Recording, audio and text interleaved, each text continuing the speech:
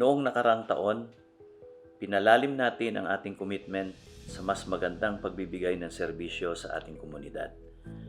Kaya ngayong 2024 at sa pagpasok ng ating bagong termino ay mas lalo pa nating pinagbubuti ang ating pagtatrabaho at paglilingkod. Namamayagpag pa rin ang ating pamantasan sa QS Stars Southeast Asia Ranking. Tayo ang top 88 university. Dagdag din dito, top 2 tayo sa mga state universities and colleges at top 7 university tayo sa lahat ng mga HEI sa buong bansa. Bukod po rito, kinilala tayo bilang top 4 university sa 2024 Philippine University Rankings ng Unirank. Sa unang quarter ng taong ito ay matagumpay nating isinagawa ang pagbabalik ng PUP College Entrance Test o PUPSET matapos ang halos 5 taon dahil sa pandemic. Tinatayang mahigit sa 100,000 ang ating mga applicants na gusto makapag-aral sa PUP, mas mataas na bilang kumpara sa KAIPUP applicants noong nakarang taon.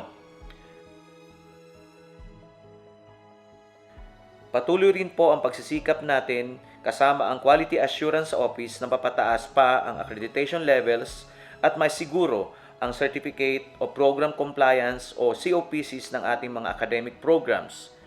Sa buong PUP system, meron tayong 136 course programs na nabigyan ng COPC ng Commission on Higher Education at 124 na ang ating accredited course programs.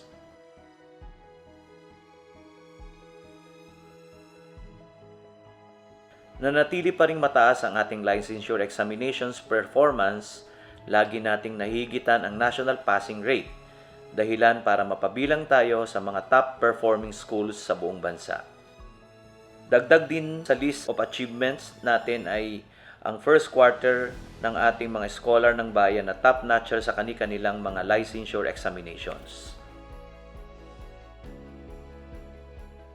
Hindi lang sa academics magaling ang ating mga scholar ng bayan, sa athletics din.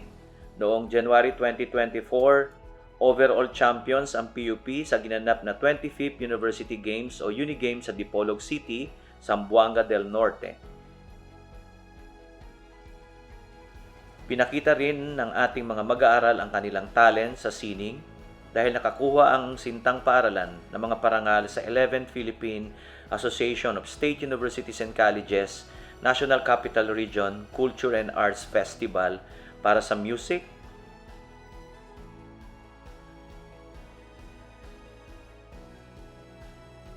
virtual arts, dance,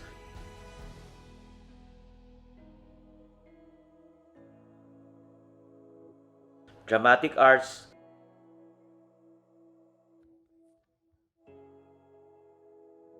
at special categories.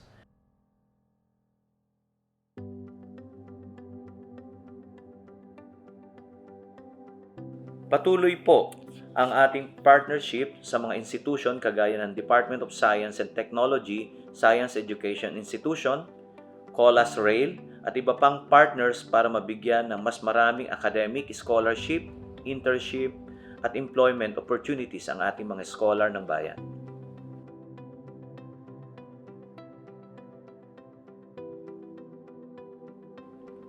Ang Procurement Management Office ay nakatanggap ng Kaagapay Award mula sa One in Procurement and Service 2024, Transformative Public Service in the Digital Age ng Procurement Service, Department of Budget and Management o DBM, bilang isa sa mga unang opisina na gumamit ng electronic bidding sa buong bansa. Ang ating Human Resource Management Department naman ay ginawaran ng Prime HRM Maturity Level 2 status ng Civil Service Commission o CSC dahil sa kanilang maayos na implementation ng performance management programs. Ang ating mga natanggap na parangal ay patunay ng patuloy na pagbibigay na quality service sa ating mga stakeholders, lalong-lalo na sa ating mga scholar ng bayan. Para sa mas mabuting quality services ng ating mga mag-aaral, patuloy po ang construction, rehabilitation at repair sa ating buildings, lalong-lalo na ang PUP Asmin Building, ang ating NALLRC sa PUP Santo Tomas at pagpapatayo ng 4-story classroom din at retrofitting ng Cayetano Building sa PUP Taguig. Parte din po ng quality service initiatives natin ang pagkakaroon ng inclusivity and diversity programs sa buong PUP community.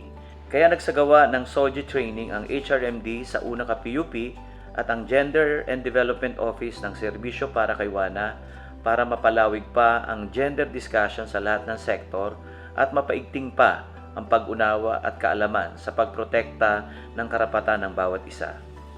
Para naman sa ating research and extension, nilunsad ng PUP ang pinakaunang Artificial Intelligence Ethics Research Program sa bansa.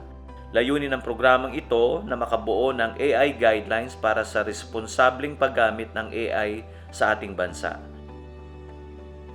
Sa ating mga extension projects naman, tayo ay patuloy ang pagpapalawak at pagpapaunlad ng ating Education on Wheels program. Sa layunin natin na makapagbigay ng quality education sa iba't ibang komunidad, umabot na po ang programa natin sa Payatas at Tatalon sa Quezon City. Ibig sabihin nito, mas maraming kabataan ang nabibigyan natin ng pag-asa na matupad ang kanilang mga pangarap na makapagtapos ng pag-aaral sa sintang paaralan.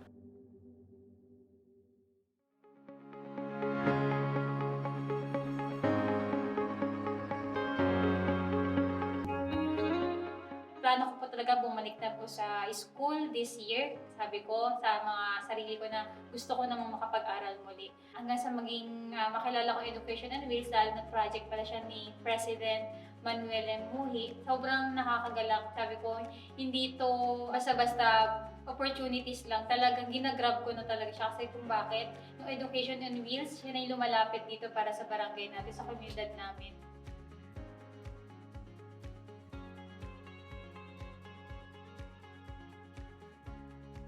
Maraming salamat po kay President Manuel Muhi sa programang binuo niya ng Education on Wheels. Napakalaking tulong po nito para po sa amin dahil nga lack of finances din po kami.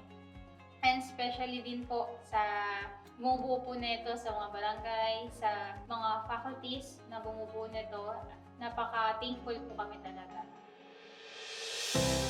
Sa susunod na quarter, asahan po ninyo na paiigtingin pa natin ang tungkulin at serbisyo na pagsilbihan pa ng mabilis at kalidad ng ating mga scholar ng bayan. Mula sa iyo, para sa bayan, PUP ako, tagumpay tayo. Mula sa iyo, para sa bayan, gagamitin ang bigay mong karunungan. Mula sa iyo, Tanglaw ng bayan, pinanday